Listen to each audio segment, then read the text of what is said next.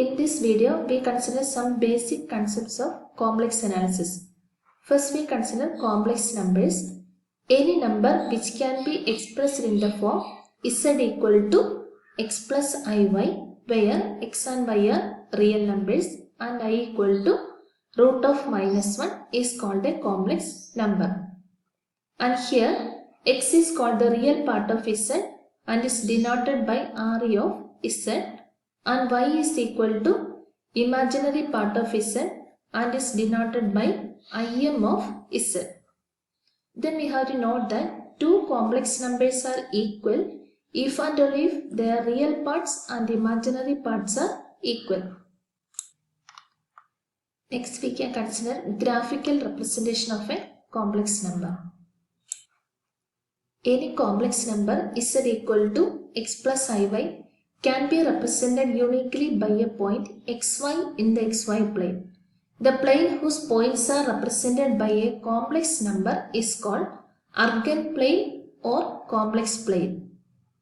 The x-axis in Argand plane is called real axis and the y-axis in Argand plane is called imaginary axis.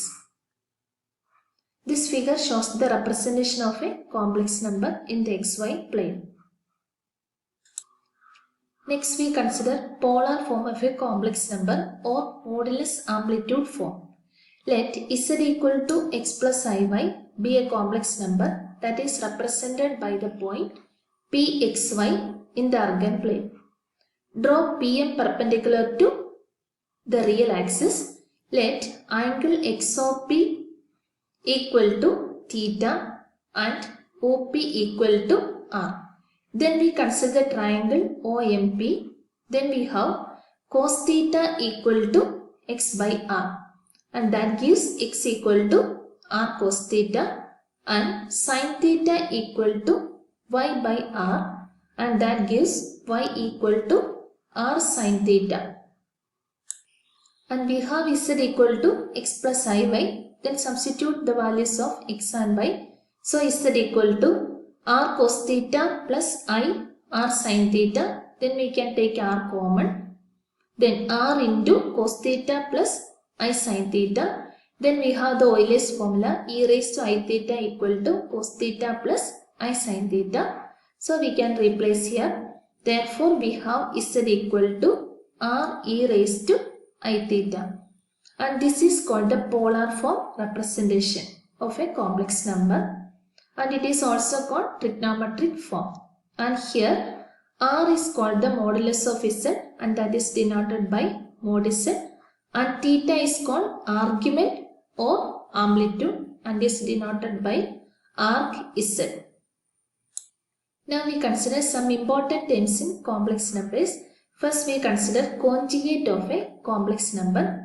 And generally we denote a complex number by z, therefore we denote the conjugate of a complex number by z bar. That is, if z equal to x plus iy, then its conjugate z bar equal to x minus iy. Then it has some properties. So the first one is z1 plus z2, the whole bar, the whole conjugate is equal to z1 bar plus z2 bar. And similarly, z1 minus z2 bar is equal to z1 bar minus z2 bar, and z1 into z2 the whole bar is equal to z1 bar into z2 bar, and z1 by z2 the whole bar equal to z1 bar by z2 bar. And the last one is z bar the whole bar, that is conjugate of a complex number and is same as the complex number, that is z conjugate is equal to z. Next, we consider modulus of a complex number, that is denoted by mod z. If z equal to x plus iy, then its modulus is r equal to mod z equal to root of x square plus y square. And this modulus of a complex number is also called absolute value or magnitude of a complex number. Then we can consider an example. If z is the complex number 4 plus 3i, then we can find its modulus by definition we have mod z equal to root of x square plus y square. Here x equal to 4, y equal to 3. Therefore mod z equal to root of 4 square plus 3 square, and that is root of 25, and that is equal to 5. Thus we can say the modulus of the complex number 4 plus 3i is 5. And here we have the triangle inequality, that is mod z1 plus z2 less than or equal to mod z1 plus mod z2. Next we consider argument of a complex number, and that is denoted by rz. If z equal to x plus iy, then its argument is theta equal to argument of z equal to tan inverse y by x.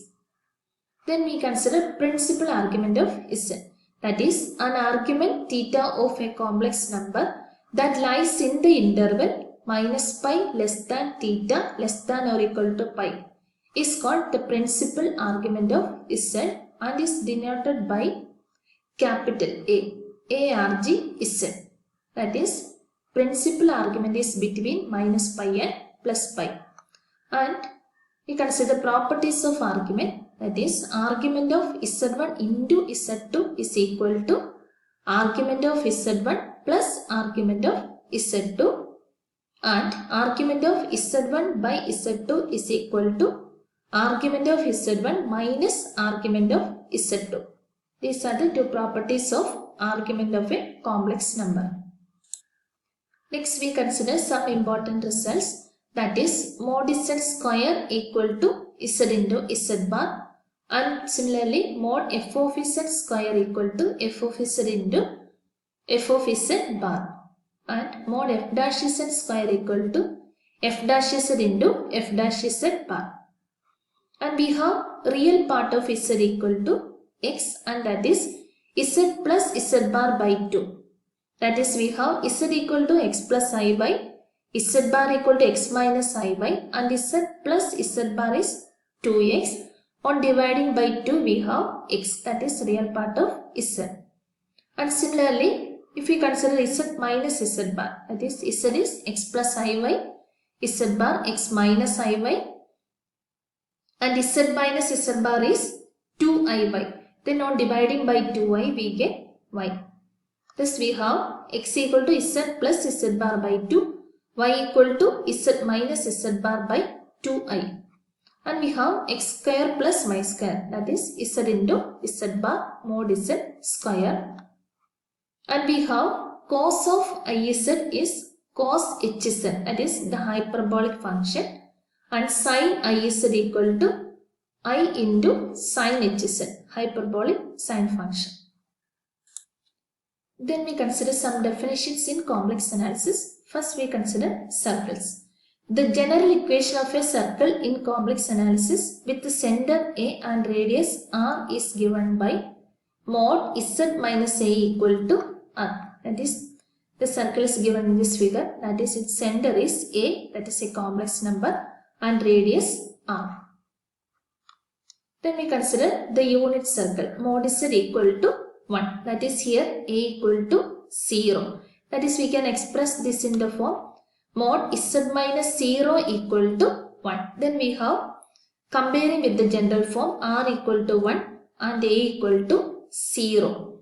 A is a complex number, then the complex number 0 means 0 plus I0, that is the point 0 0. So the center is 0 0 and radius 1. So it is the unit circle, mod z equal to 1.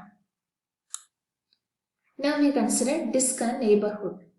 The set of points defined by mod z minus a less than r represents the points which lie interior to the circle mod z minus a equal to r. It is called open circular disk.